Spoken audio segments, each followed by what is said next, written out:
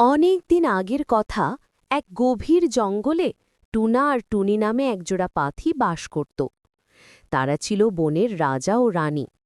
তাদের রাজত্বে সবাই খুব সুখে শান্তিতে ছিল। কিন্তু তাদের মনে একটা দুঃখ ছিল, তাদের কোনো উত্তরাধিকারী ছিল না।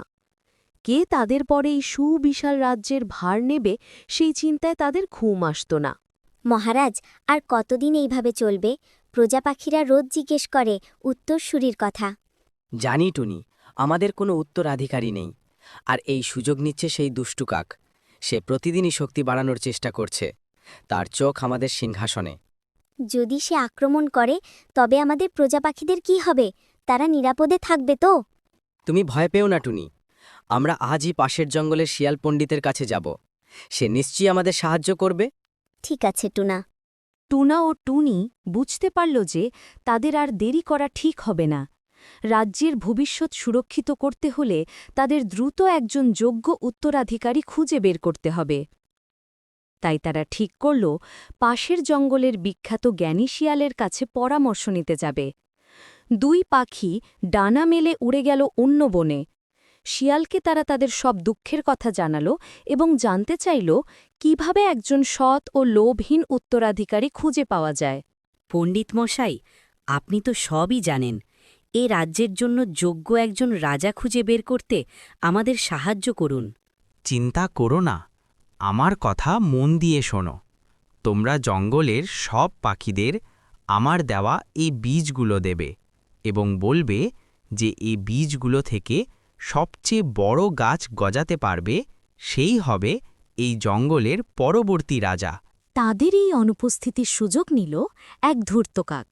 সে মনে মনে ফোন দিয়ে আটল, টুনাটুনি না থাকলে সে নিজেই সিংহাসন দখল করবে। হি হি হি, টোনাটুনি এখন রাজ্যে নেই। এই সুযোগে আমি রাজ্য দখল করব। এবার আমি হব এই জঙ্গলের রাজা। হা হা হা। শিয়াল পণ্ডিতের কাছ থেকে পরামর্শ নিয়ে টোনাটুনি তাদের নিজ জঙ্গলে ফিরে এলো এবং জঙ্গলের সব পাখিদের ডেকে এনে তারা শিয়াল পণ্ডিতের বুদ্ধিটি প্রয়োগ করল। এই পুটলিতে কিছু বীজ আছে। তোমরা সবাই এখান থেকে বীজ নিয়ে যাও এবং বপন করো। যে এই বীজগুলো থেকে সবচেয়ে বড় গাছ ফলাতে পারবে, সেই হবে এ রাজ্যের পরবর্তী রাজা। টুনার কথা শুনেই কাকের মনে রাজা হওয়ার বাসনা আরও দৃঢ় হল। সে সবার আগে বীজগুলো নিতে লাগল। সবাই সরে যাও, আগে আমাকে বীজ নিতে দাও। আমি হব এই জঙ্গলের রাজা। রাজা টুনার কথা শুনে সকল পাখি খুব খুশি হল এবং তারা পুটলি থেকে মুখে করে বীজ নিয়ে গেল। পাখিগুলো তাদের পছন্দমতো জায়গায় বীজগুলো বপন করল এবং তার দেখাশোনা করতে লাগল, এই আশায় যে এই বীজ থেকে গাছ বেরোলেই তারা রাজা হতে পারবে। নির্ধারিত সময়ে টোনাটুনি পাখিগুলোর কাছ থেকে বীজগুলোর বর্তমান অবস্থা জানতে চাইল। প্রথমে তারা গেল কাকের কাছে এবং জিজ্ঞেস করল, তুমি কি বীজগুলো থেকে গাছ গজাতে পেরেছিলে? অবশ্যই, আমার বীজগুলো থেকে তো অনেক বড় বড় গাছ হয়েছে। আশেপাশে তাকিয়ে দেখুন, এই সবগুলো গাছ ওই বীজগুলো থেকেই হয়েছে। এরপর তারা গেল জঙ্গলের অন্য এক পাখির কাছে এবং তার কাছে গিয়েও একই প্রশ্ন জিজ্ঞেস করল। সেই পাখিটিও অনেকগুলো গাছ দেখিয়ে বলল তার বীজগুলো থেকেই এই সব গাছ গজিয়েছে। সবশেষে তারা গেল এক নীল পাখির কাছে এবং তাকেও একই প্রশ্ন জিজ্ঞেস করল।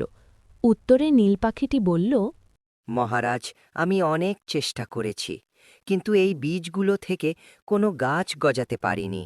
পাখিটির কথা শুনে টুনা ও টুনি খুব খুশি হল এবং বলল, তুমি হলে এই রাজ্যের যোগ্য রাজা।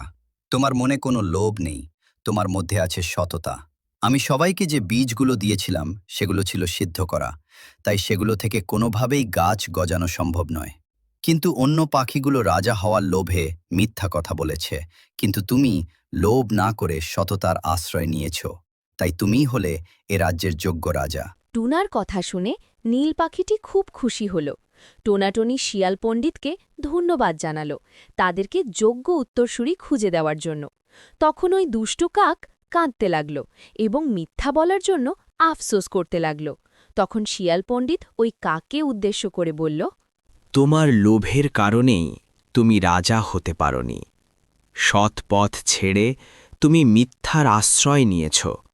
এখন আর কেঁদে লাভ নেই।